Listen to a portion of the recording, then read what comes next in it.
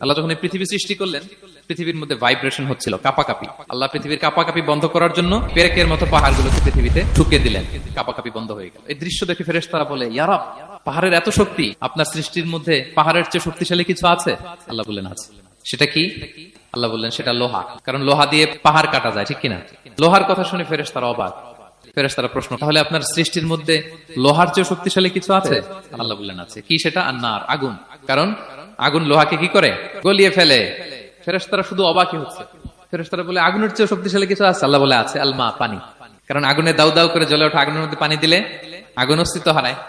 ফেরেশতারা শুধু অবাকই হচ্ছে। তারা বলে, তাহলে পানির চেয়ে শক্তিশালী কিছু আছে? আল্লাহ বলেন আছে, রিহ, বাতাস। কারণ বাতাস পানিকে একদিক থেকে আরেক দিকে নিয়ে যায়। জলের মধ্যে বায়ুর উচ্ছ্বাস লাগলে জলোচ্ছ্বাস তৈরি হয়, ঠিক কিনা? ফেরেশতারা আবার অবাক হয়ে বলে, তাহলে বাতাসের চেয়ে শক্তিশালী কিছু আছে? আল্লাহ বললেন আছে। সেটা কি? বলতেছে বনি আদম, ওই মানুষ শক্তিশালী যে গোপনে দান করে।